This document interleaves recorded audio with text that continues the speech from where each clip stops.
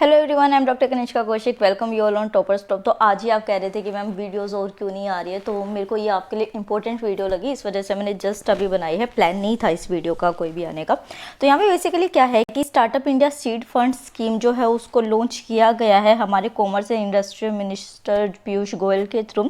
तो इस वीडियो के अंदर हम इस स्कीम के बारे में पढ़ेंगे, उसी के साथ department of industry startup seed fund क्या है, उसके अलावा क्या क्या और गवर्नमेंट के इनिशिएटिव है, सभी हम इसमें डिस्कस करेंगे। तो ओवरऑल बहुत इंपॉर्टेंट स्कीम और डेवलपमेंटल टॉपिक है ये सभी एग्जाम्स के लिए, आईएएस, यूपी पीसीएस और स्टेट पीसीएस, ईपीएफओ हर एग्जाम के लिए इंपॉर्टेंट है। और उसी के साथ जो है डिस्क्रिप्शन बॉक्स में आपको हमारे टेलीग्राम चैनल का लिंक मिल जाएगा, जहां पे अगर इस वीडियो के ऊपर रिस्पॉन्स अच्छा रहता है, क्योंकि 60 to 70% स्टूडेंट्स एकदम से पढ़ना बंद कर दिया है यार, जो पेपर है वो कैंसिल नहीं हुआ है, वो पोस्टपोन हुआ है, आप ऐसे लीनियंसी नहीं दिखा सकते। तो अच्छे से वीडियोस को देखिए, पढ़िए और इस चैनल को जाकर ज्वाइन कर लीजिए। पीडीएफ जो है इसकी वहाँ पे आपको प्रोवाइड कर दी जाएगी, ठीक है।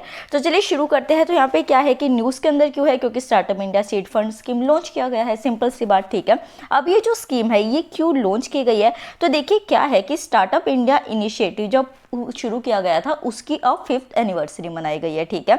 ये जो इनिशिएटिव लिया गया है ये एक प्रारंभ स्टार्टअप इंडिया इंटरनेशनल समिट है, उसके अंदर अनाउंस किया गया है, जहाँ पे 5th ईयर एनिवर्सरी मनाई जा रही थी किसकी, स्टार्टअप इंडिया इनिशिएटिव की, ठीक है। तो यहाँ पे पहले तो आपको ये याद रखना है प्रीलिम्स का फैक्ट। दूसरी बात क्या है कि ये है क्या, तो देखिए जितने भी स्टार्टअप्स होते हैं अगर वो प्रूफ ऑफ कंसेप्ट अपना देते हैं, अपने प्रोटोटाइप डेवलपमेंट को शो करते हैं, अपने प्रोडक्ट का ट्रायल देते हैं, या फिर मार्केट में जस्ट एंटर हुए हैं और कमर्शियलाइजेशन अपने प्रोडक्ट का करना चाहते हैं, तो उन सभी को फाइनेंशियल असिस्टेंस प्रोवाइड करने के लिए इस सीड फंड स्कीम को लॉन्च किया गया है। देखिए यहाँ पे क्या नाम दिया गया है, सीड फंड। तो क्या होता है कि जब कोई पेड़ उगाना होता है तो उससे पहले हम बीज डालते हैं ना, तभी तो वो जो है पौधा उगेगा, फिर वो पेड़ बनेगा। तो मतलब कि बिल्कुल शुरुआत की जो यहाँ पे फाइनेंशियल असिस्टेंस प्रोवाइड की जाएगी वो इस स्कीम के अंदर आपको प्रोवाइड की जाएगी, ठीक है। लॉन्च किसके थ्रू की जाती है, तो department for promotion industry and internal trade जो है उसके थ्रू इसको लॉन्च किया गया। इसकी डिटेल जो है वो हम जरूर डिस्कस करेंगे, क्योंकि यूपीएससी जो है या फिर आप अब जो स्टेट पीसीएस है उन सबका लेवल ऐसा है कि they are all about the interlinking of topics. आपने एक चीज पढ़ी, किसके थ्रू लॉन्च की गई, कब लॉन्च की, कहीं से भी क्वेश्चन आपसे उठा के पूछा जा सकता है, ठीक है। और यहाँ पे टोटल एक्सपेंडिचर कितना लगाया गया, तो ₹945 करोड़ का टोटल एक्सपेंडिचर लगाया गया, ठीक है। एलिजिबिलिटी कंडीशंस को देख लेते हैं। तो देखिए क्या होगा कि जो डिपार्टमेंट होगा, मतलब डीपीआईटी होगा, वो एक स्टार्टअप को करेगा रिकॉग्नाइज। अब जो ये स्टार्टअप है इसकी हो गई 2 एलिजिबिलिटी। पहली बात तो ये कि जब वो इस फाइनेंशियल असिस्टेंस के लिए एप्लीकेशन फाइल करेगा, उस एप्लीकेशन को फाइल करते टाइम उसको एटलीस्ट जो है 2 साल होने चाहिए, 2 साल से ज़्यादा का टाइम उसको नहीं होना चाहिए अपने स्टार्टअप को ओपन करे हुए। अगर वो 2 साल से पुराने टाइम का है तो फिर वो एलिजिबल नहीं होगा। उसी के साथ क्या है कि वो जो स्टार्टअप है, अब ये तो है नहीं कि अगर उसको 2 साल हो गए हैं या फिर उसने शुरुआत करी है तो वो नॉर्मली बैठ गया, उसने कुछ ना कुछ तो असिस्टेंस लिया होगा या उसने कुछ पैसा लगाया होगा।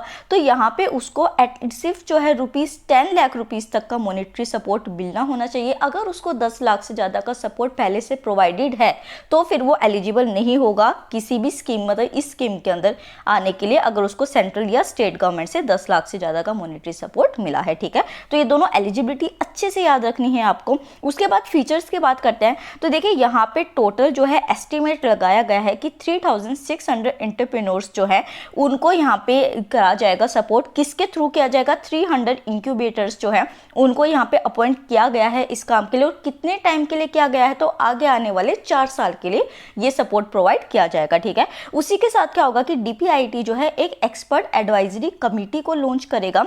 ये रिस्पॉन्सिबल होगा कि जो स्कीम है उसका ओवरऑल एग्जीक्यूशन हो सके, और मॉनिटरिंग कि मतलब कि एग्जीक्यूशन किस तरीके से हो रहा है, क्या एलिजिबल स्टार्टअप्स को मिल रहा है, कोई बीच में धांधलीबाजी तो नहीं हो रही है, ये सारी चीज़ें क्या होंगी इस कमेटी के थ्रू देखी जाएगी। और यहाँ पे देखिए क्या होगा कि जो एलिजिबल इंक्यूबेटर्स होंगे, मतलब ये जो 300 इंक्यूबेटर्स है जो आगे एंटरप्रेन्योर्स को फाइनेंशियल असिस्टेंस प्रोवाइड करेंगे, उनको कितने पैसे दिए जाएंगे, पहले तो कमेटी उनको सिलेक्ट करेगी, ये आपको याद रखना है। यहाँ पे क्वेश्चन क्या बन सकता है कि जो ये इंक्यूबेटर्स है वो किसके थ्रू किए जाते हैं, जैसे आपको दे दिया जाए मे बी कि स्टेट गवर्नमेंट के थ्रू या सेंट्रल गवर्नमेंट के थ्रू चूज किए जाएंगे, तो आपको यहाँ पे याद रखना है कि कमेटी के थ्रू सिलेक्ट किए जाएंगे इंक्यूबेटर्स। और उनको ग्रांट कितना प्रोवाइड किया जाएगा, ₹5 करोड़ का कराया जाएगा, ठीक है। तो सारे प्रीलिम्स के फैक्ट्स हमारे कवर होते जा रहे हैं। उसके बाद क्या है कि जो सिलेक्टेड इंक्यूबेटर्स होंगे उनको कितना ग्रांट मिल रहा है, 5 करोड़ रुपए का। यहाँ पे कंफ्यूज नहीं हो रहा है। ये जो इंक्यूबेटर है ये आगे एंटरप्रेन्योर्स को कितना ग्रांट देंगे, ₹20 लाख का। ठीक है, ये जो ₹20 लाख है ये कब होंगे, एक तो वो एलिजिबिलिटी कंडीशन के अंदर आने चाहिए एंटरप्रेन्योर्स, और उसी के साथ जो है उनका वैलिडेशन होना चाहिए, प्रूफ ऑफ कंसेप्ट का, प्रोटोटाइप डेवलपमेंट होना चाहिए, और उन्होंने अपना प्रोडक्ट का ट्रायल किया होना चाहिए। उसके बाद ही उसको 20 लाख रुपए दिए जाएंगे। अब यहाँ पे क्या कहा गया है कि 20 लाख रुपए एक रखी गई है कि 20 लाख रुपए आप दे दीजिए, बट यहाँ पे एक मैक्सिमम सीलिंग भी लगाई गई है कि investment of up to ₹50 lakh will be provided to the startup. मतलब कि 50 लाख तक भी ये जो अमाउंट है ये एक्सटेंड हो सकता है। तो आपको 20 लाख से लेकर 50 लाख का अमाउंट याद रखना है।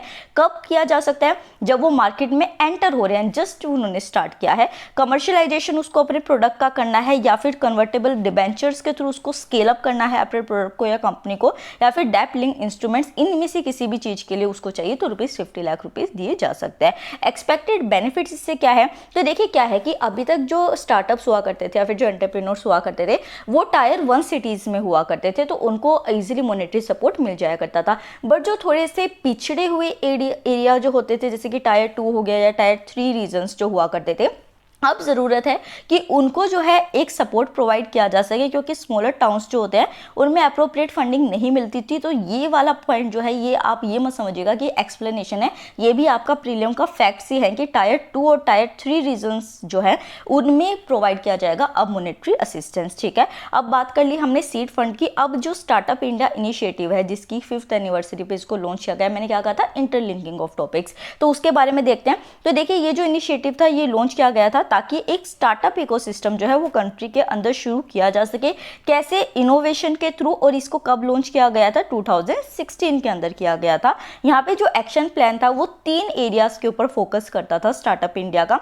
एक तो सिंप्लीफिकेशन और हैंड होल्डिंग, की किस तरीके से आप अपने बिजनेस को सिंप्लीफाई वे में हैंडल कर रहे हैं, उसी के साथ उनको फंडिंग सपोर्ट प्रोवाइड करना, इंसेंटिव्स प्रोवाइड करना, और उसी के साथ इंडस्ट्री एकेडमी पार्टनरशिप और इंक्यूबेशन प्रोवाइड करना। ये किस तरीके से हो सकता है कि जैसे मान लीजिए कि कोई पर्सन है वो स्किल बेस्ड कोई ट्रेनिंग कर रहा है या फिर उसके पास आइडिया है, तो किस तरीके से एजुकेशन और इंडस्ट्री को एक साथ कोलैबोरेट करके इस सिस्टम को आगे ले जाया जा सकता है। तो इन तीनों एरियाज को आप याद रखेंगे। उसके बाद क्या है कि देखिए सीड फंड के बारे में हमने देख लिया। अब ये जो स्टार्टअप है इससे रिलेटेड और क्या गवर्नमेंट इनिशिएटिव्स है जो कि कंट्री में लिए गए हैं, तो जिसमें सबसे पहले आता है स्टार्टअप इनोवेशन चैलेंज। ये जो है एक फैंटेस्टिक अपॉर्चुनिटी थी किसी भी स्टार्टअप के लिए, ताकि जो है वो अपनी नेटवर्किंग को, क्योंकि आप ये देखिए कि मार्केट के अंदर कोई पर्सन जब घुसता है तो जब तक उसके पास नेटवर्क्स नहीं होंगे, उसकी किसी से जान पहचान नहीं होगी, तो वो अपना सिस्टम कैसे सेटअप करेगा। तो नेटवर्किंग को बढ़ाने के लिए उसके साथ फंड रेजिंग एफर्ट्स जो हैं उनको बढ़ावा देने के लिए स्टार्टअप इनोवेशन चैलेंज को किया गया था।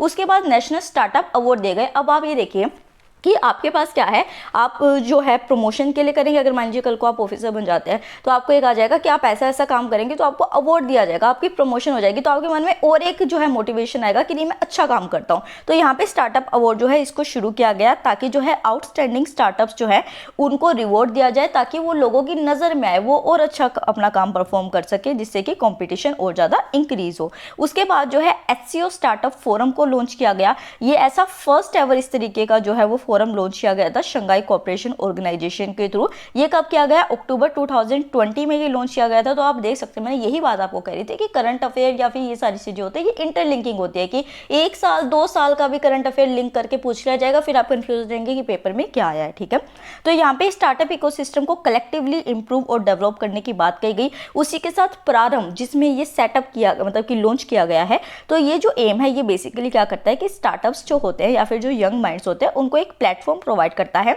सभी वर्ल्ड के जितने भी स्टार्टअप्स होते हैं उनको, ताकि वो अपनी न्यू आइडियाज, इनोवेशन और इन्वेंशंस को ला सके। ठीक है, इतना हमने देख लिया।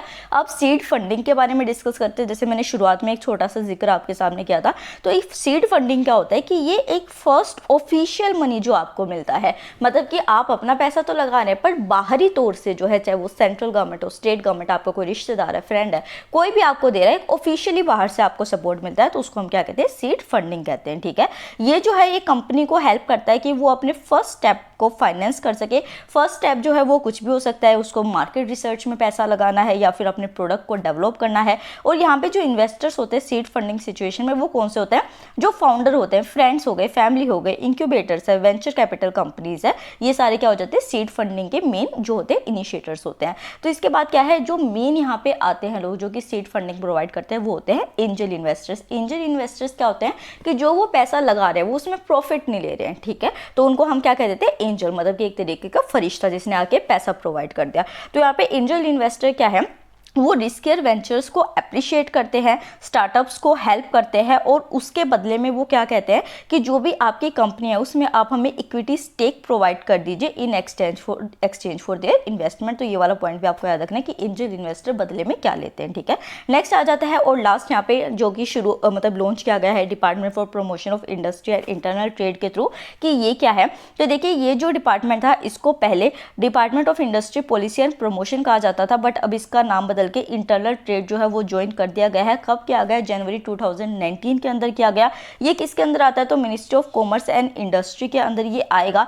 2018 के अंदर क्या था कि जितने भी ई कॉमर्स से रिलेटेड मैटर्स थे वो सारे जो है इस डिपार्टमेंट को ट्रांसफ़र कर दिए गए थे, और ये कहा गया था कि इंटरनल ट्रेड और जो वेलफेयर ऑफ ट्रेडर्स है, एम्प्लॉयज़ है और जो स्टार्टअप्स है, इनकी भी जितनी भी चीज़ें हैं आप ही मॉनिटर करेंगे, ठीक है। और उसी के साथ जो DPIT का रोल है वो बेसिकली इंडस्ट्रियल डेवलपमेंट का है कंट्री के अंदर, ताकि न्यू इन्वेस्टमेंट जो है वो लग सके अपकमिंग टेक्नोलॉजीज़ के अंदर, FDI ज़्यादा से ज़्यादा कंट्री के अंदर आ सके, और उसी के साथ बैलेंस डेवलपमेंट जो है वो इंडस्ट्रीज़ का हो सके। तो ये सारे पॉइंट्स EPFO के स्टूडेंट जो देख रहे हैं वो अच्छे से इनको रट लेंगे, ठीक है।